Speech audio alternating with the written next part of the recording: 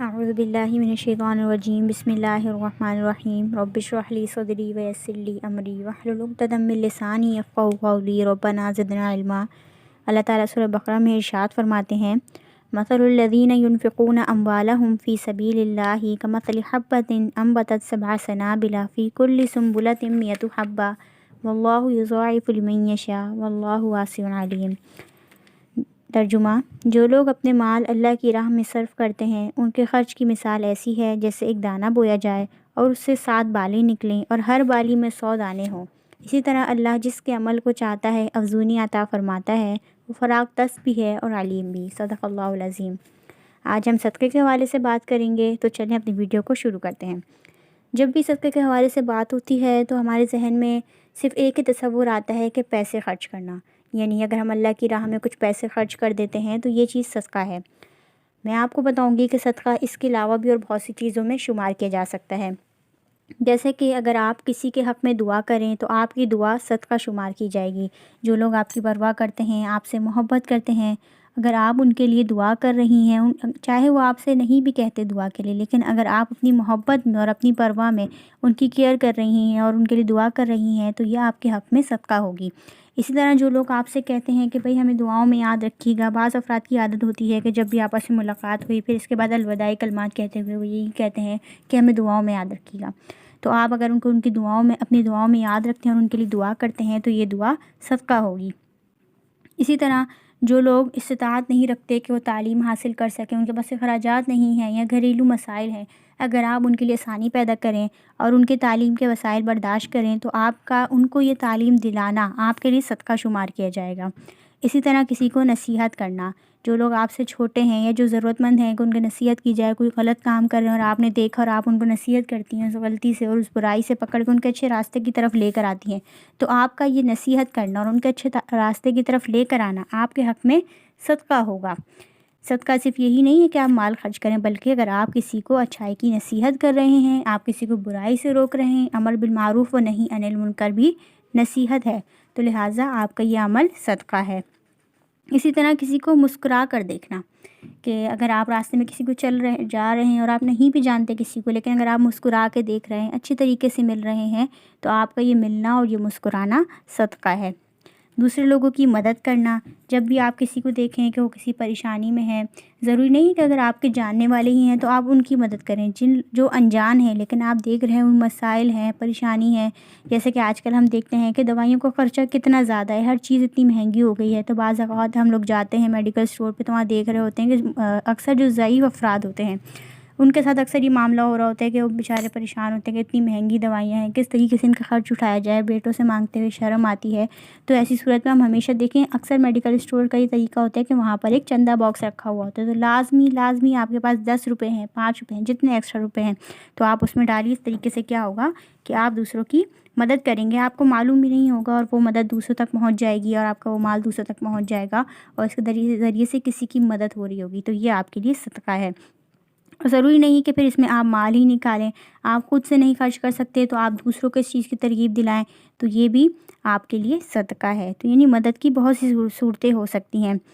پھر اسی طرح کسی کو وقت دینا، آج کل ہم دیکھیں سوشل میڈیا کا دور ہے، سب کام جو ہے وہ موبائل پر نیٹ پر ہو جاتے ہیں، کوئی بھی گھر سے نکلنا نہیں چاہتا، کوئی بھی کسی کو وقت نہیں دے رہا ہوتا۔ بعض اوقات ایسا ہوتا ہے کہ اولاد جو ہے وہ سارا دن موبائل پر لگی ہوئی ہے، اسے پتہ ہی نہیں کہ ساتھ والے کمرے میں اس کی ماں بیمار ہے یا باپ بیمار ہے، یعنی وقت اتنا قیمتی ہو گیا کہ لوگ کسی کو دے ہی نہیں پا رہے، بس اپنے موبائل میں لگے ہیں، سارا دن چٹ چیٹ چل رہی ہے، دور بیٹھے افراد سے اتنا کلام ہو رہا ہے، اتنی باتیں ہو رہی ہیں، اور جو آپ کے ساتھ رہنے والے افراد ہیں ان کے پاس آپ کے لیے وقت ہی نہیں ہے۔ تو اگر آپ اپنے والدین کو وقت دے رہے ہیں، اپنے رشتہ داروں کو وقت دے رہے ہیں، اپنے دوست احباب کو وقت دے رہے ہیں، بجائے فضول کام کرنے کے آپ دوسروں کے ساتھ بیٹھ رہے ہیں، گھر والوں کے ساتھ بیٹھ رہے ہیں، ہنس رہے ہیں، مسکرا رہے ہیں، بات کر رہے ہیں، ان کے ساتھ کھا رہے ہیں، اپنی باتیں شیئر کر رہے ہیں، اپنے مسائل ان کو شیئر کر رہے ہیں، ان کے مسائل آپ سن رہے ہیں، تو آپ کا یہ وقت دینا بھی آپ کے لیے صدقہ ہے۔ پھر اسی طرح والدین کیا کریں، والدین ظاہر ہے والدین ہیں، ان کا رتبہ ہے اور ان کے اوپر ذمہ داری ہے کہ وہ اپنے اولاد کی تربیت کریں، تو اگر وہ اپنے اولاد کی تربیت میں وقت لگا رہے ہیں اور اس کی وجہ سے کسی دوسرے کو ٹائم نہیں دے پا رہا ہے یا کسی اور چیز میں ان کے لیے وقت نہیں نکال پا رہے، لیکن اگر وہ ان کی تربیت کی فکر کر رہے ہیں، انہیں اچھے اخلاق سکھا رہے ہیں، تو اچھا مسلمان بنا رہے ہیں، تو ان کا یہ اچھی تربیت بھی ان کے حق میں صدقہ ہے، یعنی کہ والدین اگر اپنے گھروں میں اپنے بچوں کی اچھی تربیت کر رہے ہیں تو یہ چیز ان کے لیے صدقہ ہے. جیسے کہ ہم سنتے ہیں کہ اچھی نصیحت اور اچھی تربیت جو ہے وہ صدقہ جاریہ ہے، تو بالکل اسی طرح یہ چیز صدقہ ہے. پھر صبر کرنا. ہمارے اوپر بعض اوقات جو ہے وہ بہت مشکل حالات ہوتے ہیں، بہت آزمائشیں ہیں، پریشانیاں ہیں، تو اگر ایسے میں ہم منہ سے اور زبان سے غلط کلمات نہیں نکالتے ہیں اور صبر کرتے ہیں تو ہمارے صبر بھی صدقہ ہے. اور اسی طرح مشکل حالات میں اگر ہم اللہ کی طرف رجوع کر رہے ہیں، خود بھی اچھے کام کی طرف جا رہے ہیں اور اپنے ساتھ والے افراد کو جو اس مشکل میں ہمارے ساتھی ہیں ان کو بھی اللہ سے ذکر کرنے کی اور اللہ کی طرف رجوع کرنے کی طرف توجہ دلا رہے ہیں، تو ہماری صبر اور ذکر صدقہ ہے. پھر اسی طرح تذکیر کرانا، یعنی کہ جو ہمارے ساتھی ہیں ان کو موت کی یاد دلانا، ان کو سیدھے راستے کی طرف بلانا، یہ چیزیں صدقہ کہلاتی ہیں. کہ آپ خود تو اپنی آخرت کے لیے فکر کرتے ہی ہیں، لیکن ساتھ ہی اپنے ساتھ رہنے والے افراد کو بھی اس کی طرف بلا رہے ہیں. جیسا کہ اللہ تعالیٰ قرآن پاک میں فرماتے ہیں یا ایھا الذین آمنوا قوا انفسکم واہلیکم نارا، کہ آپ خود تو آگ سے بچے ہی بچے، لیکن اپنے ساتھ رہنے والے افراد کو بھی آگ سے بچانے کی کوشش کریں. یعنی ان کے اندر بھی احساس اجاگر کریں کہ دنیا کی زندگی جو ہے وہ وقتی ہے، اصل زندگی جو ہے وہ آخرت کی ہے. تو آپ نے آخرت کی تیاری کرنی ہے، خود بھی تیاری کرنی ہے اور اپنے ساتھ والے افراد کو بھی اس کے لیے تیار کرنا ہے. پھر اسی طرح کسی کو کسی کے شر سے بچانا. اگر آپ کسی فرد کے حوالے سے برائی کو جانتے ہیں اور دوسرا آپ سے مشورہ مانگ رہا ہے اور آپ جان بوجھ کر اس کی برائی کو چھپاتے ہیں تو یہ آپ کے لیے گناہ ہے. لہٰذا اگر آپ کسی کی کسی برائی کو جانتے ہیں اور دوسرے کو اس سے نقصان پہنچنے کا اندیشہ ہے اور آپ اس کو بچاتے ہیں تو آپ کا اس کو شر سے بچانا بھی صدقہ کہلائے گا.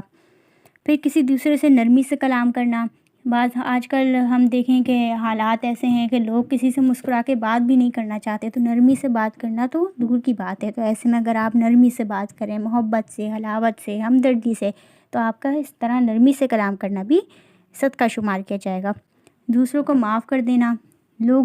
جانے انجانے میں کسی کے ساتھ برا کر دیتے ہیں، زبان سے اس طرح کے کلمات نکل جاتے ہیں کہ دوسروں کی دل آزاری ہو جاتی ہے. تو اگر آپ بن کہے کسی کو معاف کر دیں گے اسی غلطی کے لیے تو یہ آپ کا صدقہ ہے. معاف کرنا بہت ہی مشکل عمل ہے، یہ ہم سب جانتے ہیں. تو اگر آپ کسی کو معاف کر دیتے ہیں، چاہے کہ وہ آپ سے معافی نہیں بھی مانگتا، آپ دیکھتے ہیں کہ وہ اس عمل پہ شرمندہ نہیں بھی ہے، لیکن آپ اس کو معاف کر دیتے کہ اس کے ایک عمل کی وجہ سے اس کی آخرت نہ خراب ہو جائے، تو اگر آپ کسی کو دل اتنا بڑا کر کے معاف کرتے ہیں تو یہ اللہ تعالیٰ آپ کے لیے صدقہ شمار کرے گا. دوسرے لوگوں کو عزت دینا.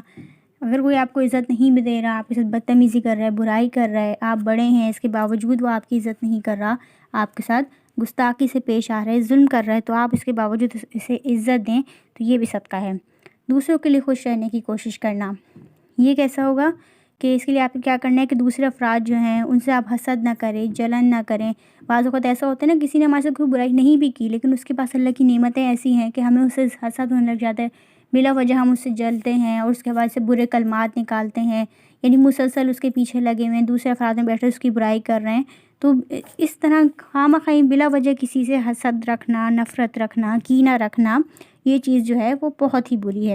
تو دوسروں کے لیے خوش رہنے کی کوشش کرنا کہ اللہ نے جس کو جتنا دیا وہ اس کا نصیب ہے اور اللہ نے مجھے جتنا دیا وہ میرا نصیب ہے، تو خوش رہنے کی کوشش کرنا. اس طرح آپ کی اپنی طبیعت پہ بھی اچھا اثر پڑے گا اور یہ آپ کے لیے صدقہ بھی شمار کیا جائے گا کہ آپ اپنے دل کو صاف ستھرا رکھتے ہیں، کسی کے لیے برائی نہیں رکھتے اس میں. بیمار کی عیادت کرنا. بیمار کی عیادت کرنے کا ہمارے دین میں کتنا بڑا اجر ہے کہ اللہ کے نبی صلی اللہ علیہ وسلم نے فرمایا حق المسلم علی المسلم خمس، کے مسلمان پر 5 حق ہیں اور ان حقوق میں ایک حق جو ہے وہ بیمار کی عیادت کرنا بھی ہے. تو بیمار کی عیادت کرنا صدقہ ہے. اللہ کے نبی صلی اللہ علیہ وآلہ وسلم کی حدیث ہے کہ ایک شخص جب تک اپنے بھائی کی عیادت کر رہا ہوتا ہے وہ گویا کہ جنت کے پھلوں کو چن رہا ہوتا ہے، جنت کے باغوں میں ہوتا ہے اور جنت کے باغ سے اس کے پھل چن رہا ہوتا ہے. یعنی کہ مسلسل آپ 1 گھنٹہ کسی کی عیادت کر رہے ہیں، 15 منٹ، 20 منٹ، جتنا وقت آپ نے عیادت میں لگایا اس وقت کا ایک ایک منٹ، ایک ایک سیکنڈ جو ہے وہ اللہ صدقہ شمار کر رہا ہے. راستے میں سے تکلیف دہ چیز کو ہٹا دینا. راستے میں چھوٹا سا پتھر پڑا ہے، کیلے کا چھلکا ہے، روٹی کا ٹکڑا ہے، کوئی بھی ایسی چیز ہے جس سے کسی دوسرے کو آنے جانے والے کو تکلیف ہو سکتی ہے، وہ اس سے گر سکتا ہے، تو اگر آپ بن کے ہے اس چیز کو ہٹا کر کنارے پر کر دیتے ہیں تو آپ نے کتنے ہی آنے جانے والوں کو تکلیف سے بچا لیا. تو یہ چیز آپ کے لیے صدقہ شمار کی جائے گی. بھوکے کو کھانا کھلانا. آج ہم دیکھ رہے ہیں ہمارے معاشرے میں کتنی زیادہ مہنگائی ہے اور پریشانی ہے. تو اگر آپ ایسے میں اپنے مال میں سے 1 روٹی آپ اپنے لیے لے رہے ہیں تو 1 روٹی آپ اپنے مسلمان بھائی کے لیے لیں. آپ اپنے گھر میں کوئی اچھا سالن بنا رہے ہیں، تھوڑا سا اس کا شوربہ پتلا کر دیجئے اور 1 پیالی اپنے ساتھ پڑوسی کو بھجوا دیجئے. تو اگر آپ بغیر کہے کسی کو کھانا کھلا رہے ہیں تو یہ کیا ہے؟ صدقہ ہے۔ امید ہے کہ آپ سب کو یہ باتیں پسند آئی ہوں گی۔ اللہ تعالی ہم سب کو اس پر عمل کرنے کی توفیق عطا فرمائے اور دوسروں کے لیے آسانیاں پیدا کرنے کی توفیق عطا فرمائے، ہمارے مال میں برکت پیدا فرمائے۔ میری اس ویڈیو کو لائک کیجیے اور دوسروں تک اس پیغام کو شیئر کیجیے۔ جزاک اللہ۔ خدا حافظ۔